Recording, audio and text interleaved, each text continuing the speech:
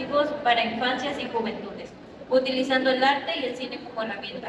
Ha desarrollado proyectos para el cine y organizando ciclos de cine en diversos espacios. Ha recibido becas y apoyos en Financiarte y EFCA 2021. Es becario del Centro de Escritorios Cinematográficos de Conarte y coordina actividades de cine en la UNL, además de continuar en el sistema de radio y televisión del Gobierno de Nuevo León. Humberto Garza, nació en Monterrey, Nuevo León, 1975. Creativo, escritor y cineasta. Socio fundador y director creativo de la Sociedad Agencia a los 20 años ha trabajado para más de 200 marcas. Es también socio fundador y Head of Content de Wave Media, desarrolladora y productora de contenido en la que ha desarrollado proyectos para Disney y 19. Su primer largometraje, Soundtrack Lado A. Fue ganador del premio del público a mejor largometraje mexicano de ficción en el 18 Festival Internacional de Cine Monterrey. Es escritor y director de la serie Tigres, la historia perfecta, que se estrena en julio de 2024. Jaime Palacios, con estudios de comunicación, psicología, letras y filosofía. Ha dirigido la concepción y ejecución de más de 30 publicaciones nacionales. Es editor, fundador de la revista alternativa Nave y ha escrito, editado y supervisado más de 25 libros y guiones cinematográficos, ganando premios en microrrelato, relato breve y género fantástico. Ha desarrollado proyectos editoriales para entidades como el Tecnológico de Monterrey, UNL y Grupo Reforma. Sus trabajos figuran en antologías en España, Argentina y México. También coordinó y escribió Monterrey en lo Alto y colabora con Alamo Centro Literario como maestro, asesor, editor y escritor. A continuación, cedo la palabra a nuestros invitados.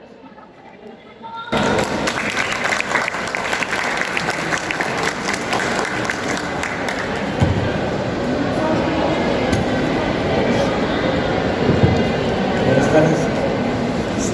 No sé si ya vieron el formato que tiene el libro de Jesús.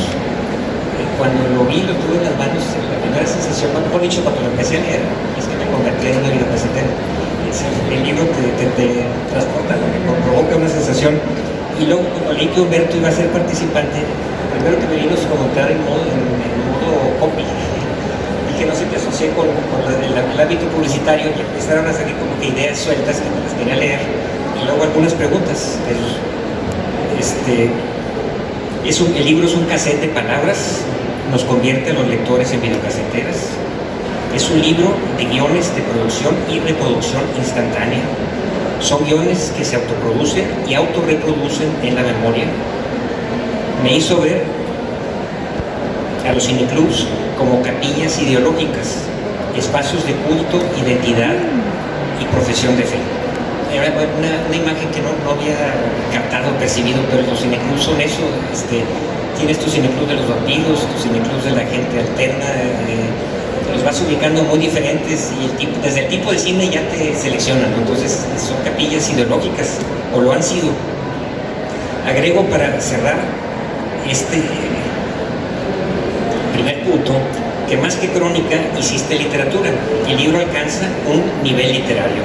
Es una obra literaria acerca del cine y el cineclubismo que aporta a la memoria, a la buena lectura y a la creación visual, especialmente por tu formato.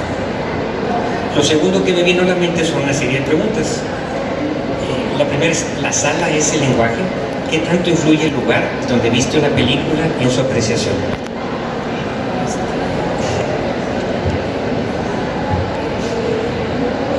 Entonces, escuchan, ¿verdad?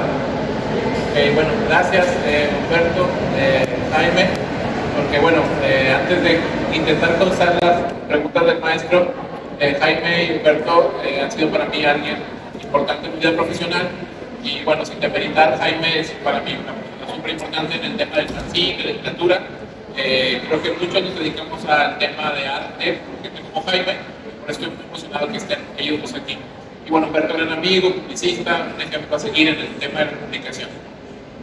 Y sobre el formato, sí, bueno, uno se arriesga, Jaime, a buscar nuevas formas para que la gente consuma literatura en estos días del streaming o en estos días del TikTok, que esté mal, pero de pronto la literatura suele ser el epicentro de las disciplinas que después, aunque se convierta en multidisciplina, fue una colaboración mía para que llame la atención el libro y que la gente después lo tenga guardadito, lo vaya leyendo conforme avanza. Y bueno, espero que haya cumplido su cometido y ahorita lo vamos a ver con calma, detalle. Las preguntas sobre la sala, ¿verdad? Sí, a lo mejor es un poquito más amplia el libro. La sala es el lenguaje, comando con el medio es el lenguaje, el medio es el mensaje. La sala es el lenguaje, no sé qué tanto influye en la sala, el lugar donde he visto la película. Okay. Es eso. Yo creo que mucho, porque a veces asistimos a ver películas también por como nos vendan en el trailer, ¿no? La propia obra.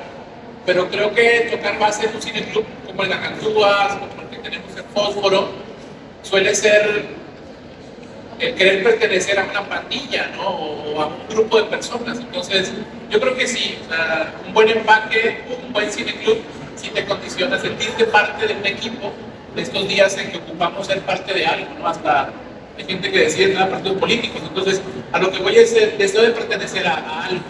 Y sí, la sala condiciona al espectador a sentirse parte de eso mismo. Pero Jesús, aparte de eso, tu gusto, la apreciación estética de una película cambia si la ves en una sala VIP, a si la ves en un cine club, la Cantúa, por ejemplo. A mí lo que me gusta es que las salas estén oscuras. En el libro menciono que nos conectamos con nuestros antepasados de las cavernas porque ellos llegaban a las cuevas, a rayar las cuevas, a reunirse en torno al fuego y a contar y rayar las paredes de lo que vivieron, como a contar historias. Entonces, yo creo que lo más importante, Jaime, es que las salas estén oscuras para poder disfrutar la pieza. Fíjate qué interesante que lo conectes con esa época, ¿verdad? Sí. Eran historias contadas en la oscuridad. Sí, exacto. Y el cine también. La segunda pregunta, creaste una editorial, Matarife Editorial. ¿Es una propuesta, un proyecto de filmes, de letras? ¿Va a girar en torno a cine? La propuesta editorial obedece también a las necesidades de tener salida en los productos artísticos que hacemos. Berto ahorita nos va a dejar mentir, tiene que formar casas productoras para hacer pelis, agencias de publicidad para cobrar por hacer mensajes. Entonces creo que lo que propuse con Matarife es una editorial que le dé cabida a los textos emergentes, porque estoy muy conectado con la emergencia de contenidos. Doy clase en la universidad, me gustan los trabajos de los alumnos.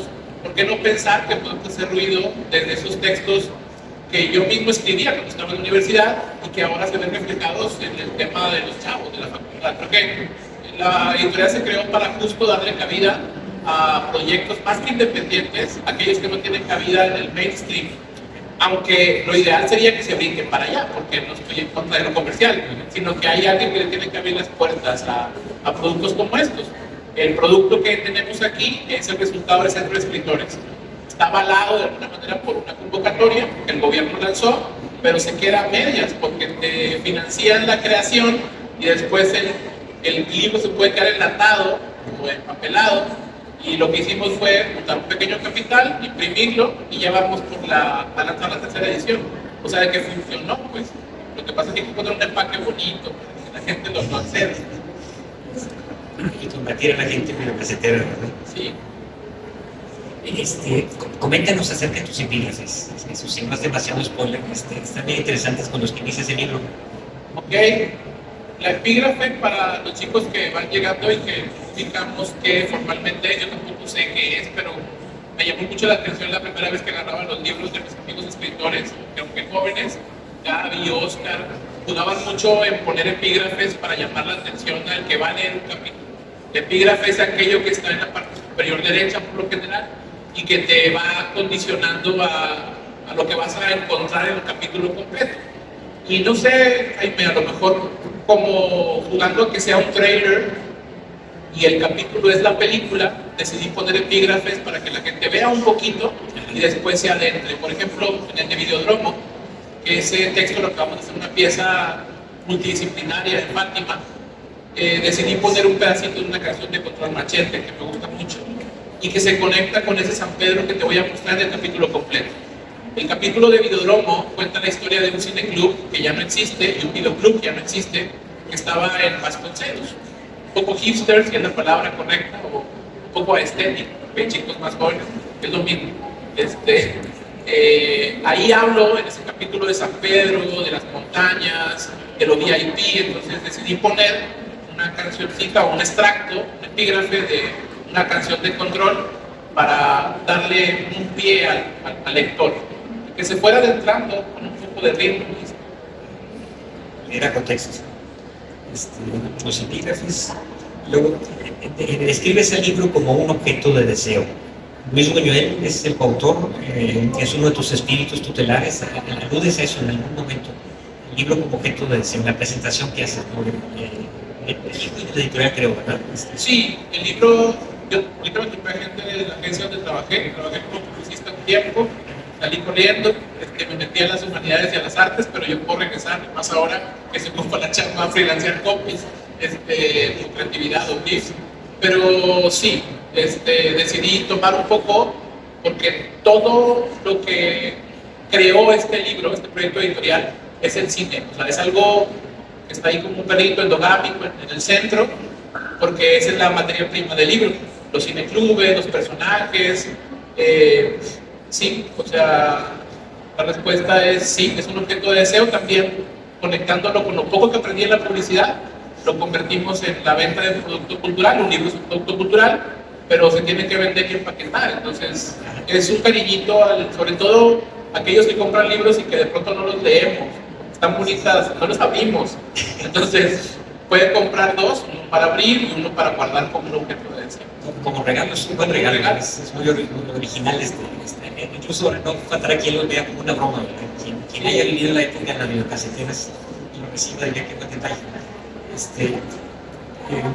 Esa es la pregunta. Y la última, Jesús, es: si yo fuera un programador de una de las cadenas de cine, Cinépolis, que fuera, y tú trajeras este libro como un material de proyección, obviamente por la rigidez comercial de las salas te pediría una cierta definición, una cierta precisión en cuanto al género de las historias, sobre todo en cuanto a la documental y la ficción.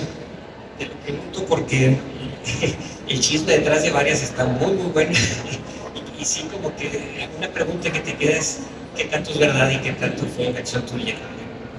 Leemos. Sí, el libro son 9 capítulos que cuentan la historia de 9 cineclubes.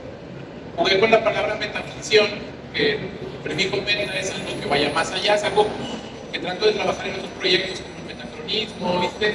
Creo que es algo que me permite como periodista jugar con la mentira, porque igual estudié cine, audiovisual, pero mi oficio y mi profesión es periodista, y al periodista creo que lo que le puedes impedir ya es que mienta, o sea, pero cuando estábamos en el proceso de creación, que como los que no sepan, el Centro de Escritores beca durante 8 o 9 meses a 4 personas para que escriban un proyecto. Yo escribí un libro, Águeda escribió una película de ficción de brujas norestenses, Yello una ficción de un norteño rockero fracasado, y Sergio un documental sobre el agua y las presas. Yo escribí este libro y en algún momento le dije a José Luis Solís, mi tutor, que me había picado el bicho de la ficción, entonces me permitió, junto con el equipo, empezar a mentir. Y ya con la licencia o el permiso de mi crew, de los becarios, ya dije puras mentiras. Pero como sostén, Jaime, me baso en que hay cosas que son verídicas. Existió un cineclub en el Centro Cultural Alemán y había fines de semana que ponían películas el sábado y terminaban el domingo. Entonces eso llegó a mí como una anécdota, pero le tuve que meter para vender el capítulo vampiros que llegaron a Nuevo León y que se insertaron a vivir en la colonia Obispado, donde yo vivo ahora, en la María Luisa. Entonces ese ecosistema me permitió fantasear, pero Mari Carmen, y ya vi que me hizo, me permitió contar y palomear y decirle al lector que hubo un cineclub muy chingón que estaba en el Centro Cultural Alemán. Entonces, del capítulo me gustaría que la gente lo lea y diga con qué se queda de la verdad y la mentira, me pregunte y lo vamos resolviendo, porque hasta en el título, historias que no serán filmadas, es también un reto para los que nos dedicamos al audiovisual. O sea, si me dice Humberto, que es un gran cineasta, oye gato, ¿qué onda con el argumento? Llévatelo, lleguemos a un acuerdo, hazlo. O sea, es como el reto, pues, de querer entrar a la multidisciplina, porque el cine es multidisciplina. Entonces sí, es literatura, es crónica, pero hay verdad y mentira y jugué con esa palabrita que es la metaficción. Te preguntamos más en persona cuáles, porque hay unas que creo que son leyendas, que tomaste, no voy a decir por adelantar, pero que sería bien interesante deslindar qué es la parte ficción y cuerpo, sobre todo en términos de crónica, ¿no? Pero me acuerdo que la dejamos por mientras. Y te comento ya para pasar la palabra a Humberto, cuando éramos alumnos de Roberto Escamilla, él nos platicaba en la década de los 60 había un cineclub que manejaba el profesor Giancarlo Bonacar. Varias veces platicó era lo bonito que empezaba a darse en la ciudad.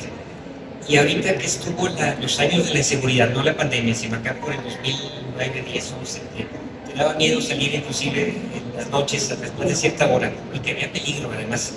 Un cineclubs en casas. Ahorita me acuerdo de una que se juntaban muchos artistas. Estaba en la casa de Ricardo Padilla, el arquitecto, que puso una pantalla en su patio y los asistentes cada quien llevaba una película cada viernes y llevaban de comer y luego se hacía conmigo, fotógrafos, escritores, mucha gente del medio cultural. Era por invitación, pero sí se juntaba un grupo de 20 personas y supe que de esos hubo varios. Entonces es como que otra posible historia. Gran anécdota, súper bueno. Gracias. Pues qué gusto compartir, gracias por la invitación. De hecho, era como en el fútbol, una visita recíproca.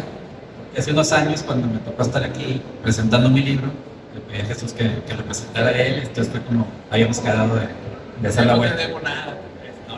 No, fue un gusto y una súper agradable sorpresa encontrarme con este libro desde el día que me lo diste. Creo que fue a principios de año. Fue bien interesante porque cuando lo vi y leí el título, historias que no serán filmadas, el necluismo en Nuevo León, se me hizo muy aburrido. O sea, dije, ay, está bien un documental, es una cosa bien técnica, es un necluismo de los 70s. ¿A quién le va a importar? O sea, como que fue mi primera reacción espontánea, pero está bien porque así soy. Siempre trato de buscar un poco más hacia mezclando mi naturaleza con mi historia de publicista y ahora de creador de contenido y cine, pero tratando de llegar a las masas porque es la manera en la que creo que se hace viable el cine. Dije, hijo, esto va a estar bien lejos. Y lo leí 2 veces y fue bien interesante porque las 2 lecturas me llevaron a lugares bien diferentes una de la otra.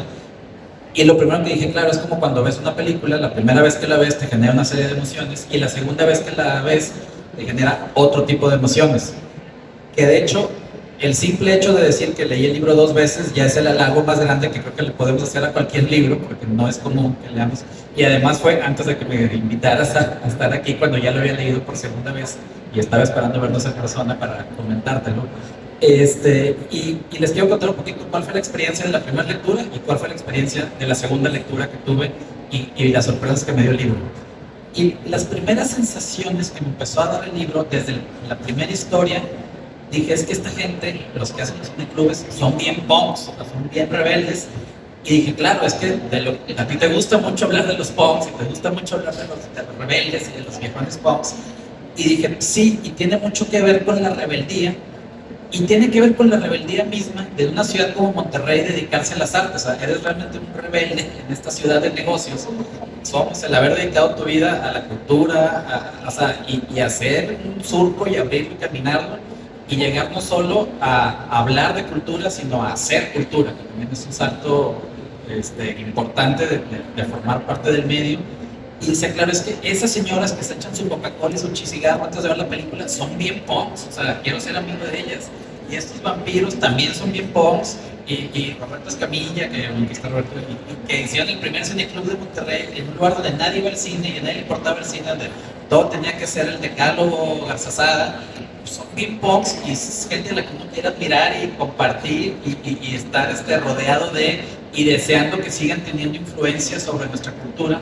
Una vez haciendo un proyecto que no terminó por ser viable, que era un documental de Julio Galán, otro gran punk, y entrevistando a Felipe Montes, otro también, decía, es que Julio Galán llegó con una espada y abrió un hueco en el corazón de Monterrey, que Monterrey no estaba preparado para recibir. Y en un momento dije, eso es lo que tenemos que estar logrando todos los que nos dedicamos a la actividad cultural y al arte y al cine y a la literatura. Abrir como una espada de la palabra el corazón de la gente fría y de negocios de Monterrey para que tengan otro punto de vista de las cosas. Y estas historias. Y luego también dije, empieza muy documental, contando las cosas, y ya cuando empieza a inventar, pinche pom, o sea, al revés, o sea, tiene el título de documental, está escrito como documental, parece documental y es una ficción. Entonces, otra vez, rompiendo modelos, rompiendo esquemas, y eso me apasionó y me encantó y me absorbió bastante. Y tiene otra cosa más punk también en el medio, que es cuando uno piensa en cómo le vendo un libro a las grandes editoriales, cómo hago una película, siempre la idea es, no, pues tienes que pensar en los parámetros de Pixar, ¿no? Bueno, Cats, con estas estructuras ya preexistentes y en historias universales. Y después cuando empiezo a platicar, creo que hace unos años lo platicamos, hace poco lo platiqué con Sofía Segovia también, que contigo, con otros autores locales, es, no, hay que ser muy locales. Entre más locales seamos, más universales vamos a ser. ¿Y qué más local se puede ser que el cineclub que tenía Chucho en el TEC, el Cinema 16, donde fue Cácaro? Además, mi primer acercamiento a los cineclubismos es que en mi primer semestre de la carrera fui Cácaro de Cinema 16, entonces también tuve mis historias ahí en el cineclubismo, que se nos rompían los textos, no jalaban los discos, etc. Y esa fue la segunda lectura, la que voy a pasar ahora. Es una historia, todas las historias son muy locales, personajes locales, entrañables, lugares locales, experiencias locales, nombres, palabras, frases, está Control Machete, o sea, y creo que en esa localidad que tiene y esa cercanía que nos da, es lo que lo vuelve universal, es lo que lo hace trascendente y es lo que lo vuelve una obra que alguien en España lo va a leer y le va a dar curiosidad, y alguien en Argentina lo va a leer, y si algún día viene a Monterrey a ver a River jugar a Libertadores o no sé qué, va a querer ir a la Casa de la Cultura a conocer, porque en ese libro es tan romántica el punto de vista que tiene que quieres ir. Es como nos pasa cuando leemos cosas de otros lados y queremos ir a conocer estos lugares. Eso me transmitió el libro, entonces me emocionó mucho la primera lectura, la disfruté mucho, me reí mucho. Bueno, ahí podemos hacer spoilers, ¿no? Un segundito. También les decía que el título se me había hecho aburrido cuando lo empecé a leer, y lo leí en un par de días la primera vez y me reí. Yo creo que de las veces que más me he reído leyendo un pasaje de un libro en los últimos 10 o 15 años, o no sé cuántos, y se los quiero compartir porque la risa se comparte. Es como cuando ves una comedia en una sala llena de gente y no es lo mismo reírme yo solo, a ver si logramos reírnos todos y lograr reconocer el trabajo de Jesús, ¿no? Es esta historia de los vampiros, dos vampiros alemanes que los trajo un huracán, los vientos huracanados los traen a vivir a Monterrey y tienen que buscar cómo comer sangre entre la gente de Monterrey, y no hablaban español. Vamos a leer dos parrafitos referentes a este contexto de la historia. Dice: cuando la pareja de vampiros llegó a la ciudad, su edad física rondaba los 25 o 28 años y no sabían una pizca de español. Pero poco a poco, entre asesinato y asesinato, o mejor dicho, entre mordida y mordida, iban aprendiendo el léxico que sus víctimas musitaban antes de la muerte. Así que algunas de sus primeras palabras en español fueron... Imaginemos la escena, ¿no? No mames, hijo de tu puta madre. No, por favor, no seas culera. Me dijiste que íbamos a coger así, papi, así, más fuerte, papi. No, quítate, me estás lastimando. ¿Dónde está la droga? Dijiste que había droga. Asústame, panteón. Tipo, ¿de qué me está doliendo? No estoy jugando. Ayúdame, Diosito. Hazte a la pinche perro. Ahora resulta que eres vampiro. Mejor chúpale acá. Así como muerdes. En la casa tengo dinero. Primero unos poppers, ¿no? Ay, papi, te tenían amarrado. Y diles que no me maten por más rufiana que parezca esta última. Y lo mejor es que después los vampiros alemanes empiezan a utilizar estas frases en el mundo real y son perfectamente funcionales. Entonces, esas se las dejo de curiosidad para que lean el libro y lo disfruten.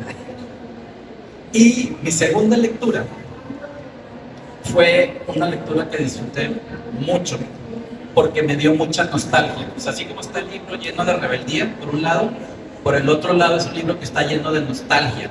O sea, me llevó a recordar en todas esas primeras veces, la primera vez que vimos una película, la primera vez que entramos a un cineclub, el poner la Betacam o el VHS, mis clases con Jesús Torres, con Chucho Torres, maestro de cine de la ciudad, y tiene esa nostalgia ochentera, noventera, como las películas ochenteras y noventeras. O sea, sentí que estaba viendo una película de Spielberg, así como los Fabelmans en su mejor contexto, me daba esa sensación. O sea, era un libro muy bonito. O sea, otra vez, volviendo al ejemplo de las señoras que toman una coca antes de entrar a ver la película y me las imaginaba con sus dolores y con su vestuario. Y decía, es que claro, son mis tías. O en el último episodio, la historia de la primer Betamax que llegó a tu casa, pues evidentemente, o inevitablemente más bien, el libro me llevaba a la relación personal que sentía con cada una de esas historias y acordarme de la primera película que vi en mi casa y que también fue Ghostbusters. O sea, compartíamos cineclubismo involuntario desde esa edad. Y entonces fue un sentimiento muy bonito porque con este movimiento, contaminación constante de mensajes que nos llenan la cabeza y nos distraen, no podemos. Lo que me pasaba es que cada 3, 4, 5 párrafos dejaba el libro y me empezaba a acordar y mi imaginación se iba hacia ese momento, hacia ese niño, hacia ese joven que les contaba. Cuando fui cácaro de Cinema 16 me empecé a acordar, claro, es que yo llegué antes de entrar a la carrera y fui a platicar con Chucho porque me dijo que era maestro de cine y me dijo, pues tienes que venir a Cinema 16 y desde el primer día, la primera semana me dijo que le ayudara a poner la película y la segunda semana no llegó nadie, nomás estaba yo con un laserdisc y pues no sabía nada y lo puse y le puse play allá arriba y no sonaba y de aparatos y me fui y así me iba historia tras historia. Luego tuve otras historias que son bien interesantes. Por ejemplo, yo cuando entré a preparatoria, vivíamos en la Ciudad de México, pero yo me regresé, mi familia se quedó allá y yo vivía solo en la casa que era de mis papás, que era nuestra casa, en cumbres muy arriba y a mis hijos, a mis amigos, todavía no los dejaban manejar hasta allá, yo no tenía carro para manejar hasta acá.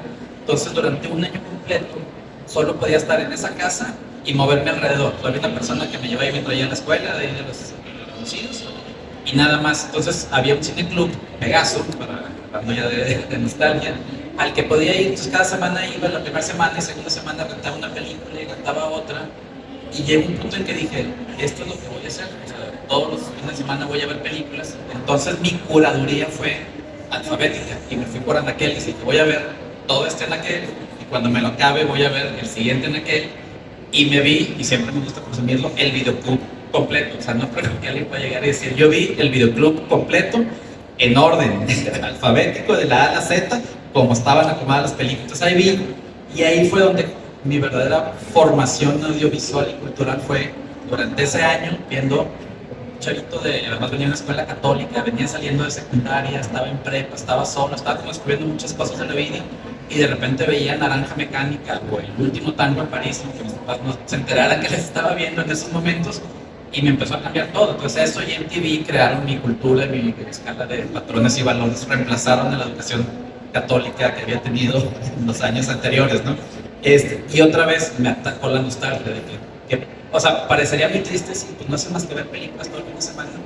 Y lo extraño y lo añoro porque ahorita lo que quisiera es tener más tiempo de poder ver más películas como en aquella época, ¿no? Y terminé siendo el curador de mi propio cineclub. Y de ahí también entra esta nostalgia, y para unir con el inicio de la plática, del ver la película compartida o verla solo. Y de ahí viene la que es mi frase favorita de todo el libro. Y sobre lo que quisiera pasarte a hacer la conversación siguiente, que es, entre las múltiples bondades del cine, destaca la de reunir a personas con gustos afines. Y eso para mí me voló la cosa. Son cosas que sabemos, todos lo sabemos, pero cuando logras verbalizarlo con tan pocas palabras y con tan claro y con esa potencia social y cultural de decir, claro, estamos aquí porque somos de los mismos, porque nos gustan las mismas cosas, porque no solo es el gusto, sino son los valores, la forma de vestir, de hablar, las palabras, el lenguaje, las historias compartidas, las películas que vimos, los libros que leímos y las canciones que escuchamos, lo que nos hace uno y nos vuelve además más fuertes y nos hace más grande esta espada con la que trabajamos todos los días para ir y abrir el corazón de una ciudad fría y trabajadora.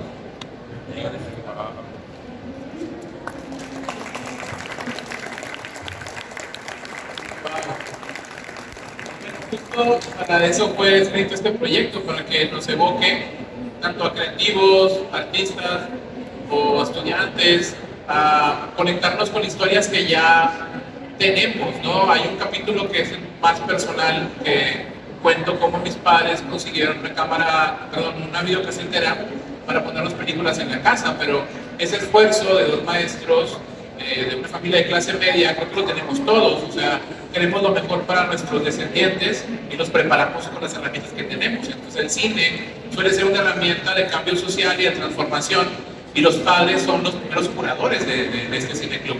Incluso cuando se hacen de la vista gorda y saben que viste El último tango en París, te dio la libertad, como mis padres saben que veíamos películas prohibidas porque es la libertad, ¿viste? O sea, se dan cuenta de todo, porque te voy a apuntar a tu mamá, pero seguramente ya saben, o sea, entonces a lo que voy es, el cine, como esta herramienta que es de cambio social, traté de poner también eso, y no solamente comedia o anécdotas, porque sí es un anecdotario también, pero creo que llegué a momentos interesantes, y lo digo con mucha humildad porque también la pandemia nos llevó a tener introspección, ¿no? Y esto fue escrito en la pandemia. Los compañeros becarios nunca nos vimos personalmente en ninguna reunión, o sea, fueron puntualmente para que pudiera el gobierno dar el apoyo de la beca al Centro de Escritores, tener el registro de que tuvimos las juntas, pero nunca nos vimos físicamente. Entonces, nunca hemos estado los 5 sentados platicando del libro. Por más que los he juntado, no puedo porque ya está Águeda en España, se empiezan a hacer mil cosas. Entonces, a lo que voy es el resultado también de lo que nos dejó la pandemia. Y bueno, quisiera hablar más, no sé cómo andemos de tiempo, pero bueno, preferiría que el libro hable por mí, o que Jaime y Humberto hagan preguntas, o si cortamos el micro. Lo que hablaba Humberto de los vampiros, es que son personajes, chicos. Son 9 capítulos en el que hay personajes. Hay uno también muy personal que se lo dediqué a Letty Roy, que como saben, Letty es la mujer que busca a su hijo y lo tiene que encontrar. Entonces, en algún momento, en esa libertad de escribir un libro sobre cineclubes, me permito poner una carta que en algún momento Jesús Ibarra de Piedra escribió a su madre cuando fue desaparecido en aquellos años turbulentos del Monterrey de los 60s y 70s. Entonces creo que también hay una colaboración mía en pro de los derechos humanos y de la libertad de los desaparecidos, y es la libertad que te deja una editorial independiente, Jaime, que sé que ahora puede haber anagrama y demás, hablar de esos temas, pero era una responsabilidad mía como periodista decirle a Leti, eso es para ti, hay que encontrar a tu hijo, y lo voy a vestir con la anécdota de cómo se fundó el Cineclub de Colegio Civil. Hay uno que también les adelanto, que es un copycat del Graduado, que creo que todos tenemos, no sé, bueno, unos jóvenes varones heteronormados, el deseo de estar con una mujer más grande, y ese gusto por las mujeres más grandes está en un capítulo teniendo una alusión a la película El Graduado, donde un estudiante de arquitectura se enamora de una maestra el día en que por primera vez entró un candidato de izquierda a la Universidad Autónoma de Nuevo León, que fue Cuauhtémoc Cárdenas. Hay 2 fotos que encontré en internet que aparecen ahí con el permiso que me dio gente como Jaime para crear. Cuando hacía la nave, hay textos que son muy fanzines. Por eso de pronto ven fotos. Hay una foto del maestro Nazario, no, Garzafausti. Hay una foto del maestro Garzafausti, porque en ese capítulo metí como si fuera un medium y yo me conectaba con un cineclub ficticio que está donde está el niño Fidencio, en Espinazo. De hecho, este texto la gente que lo ha leído dice, no, cualquiera ese cineclub, digo, no existe, lo inventamos, pero si quieres vamos y lo montamos. O sea, creo que a eso me llevó la libertad de tener una editorial independiente y de escribir literalmente lo que yo quería.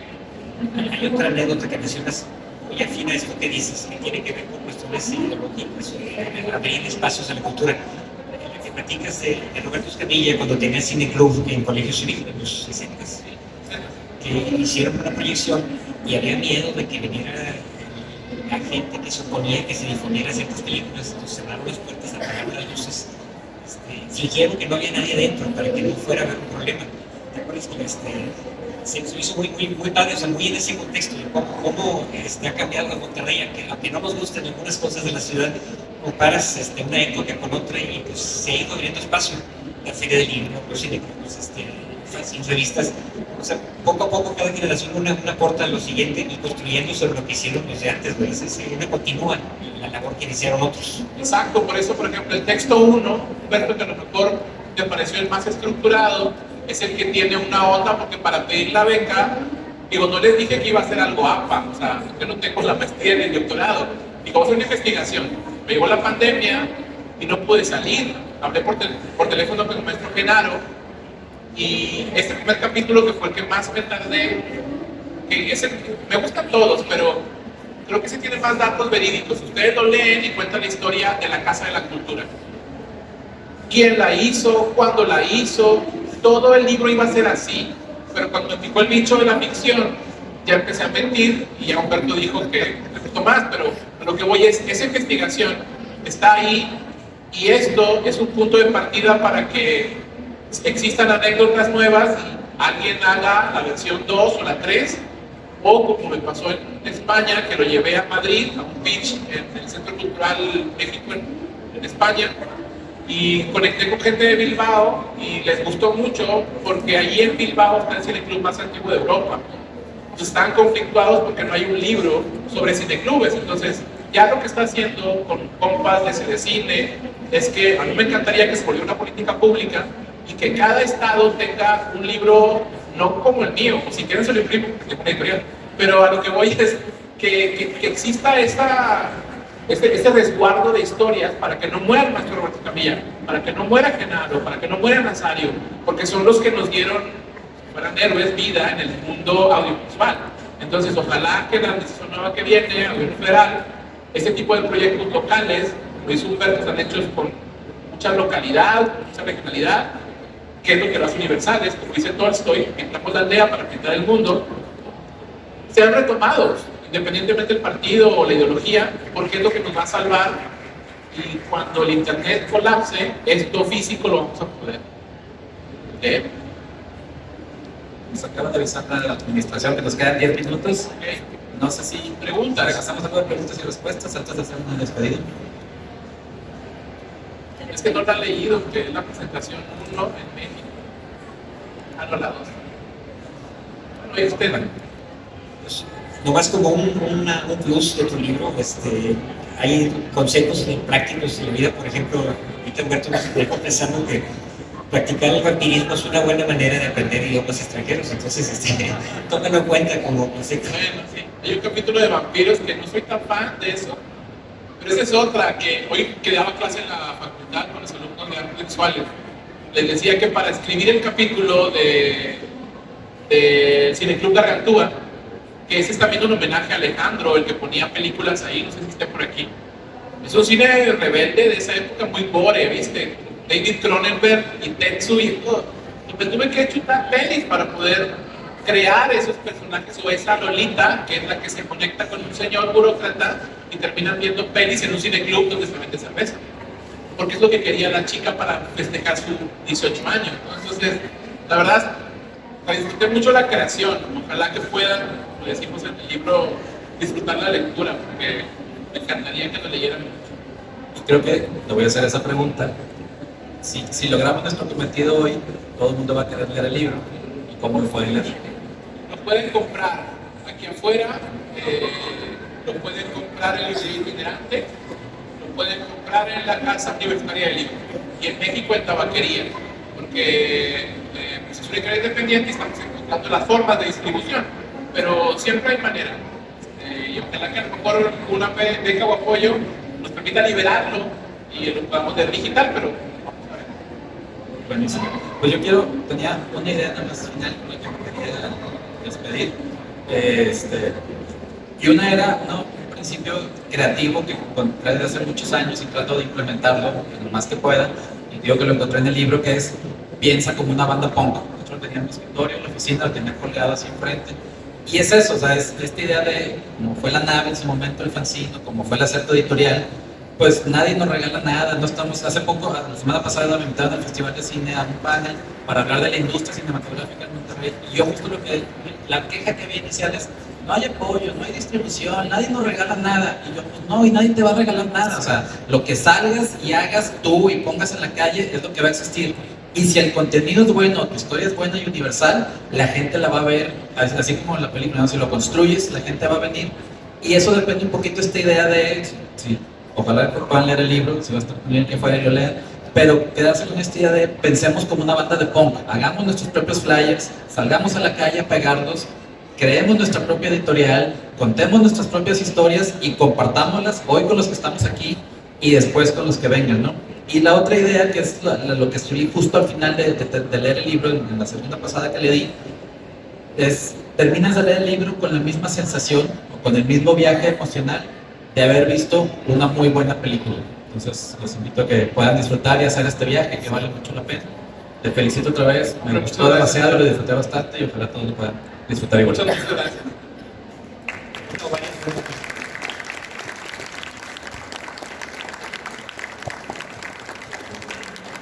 Pues estamos a tiempo para cerrar. De nuevo, gracias a los alumnos, a la familia que vino, a mis presentadores de lujo. Y bueno, afuera se distribuye y en los dos lugares que les dije, gracias a la banda del TEC también, obviamente.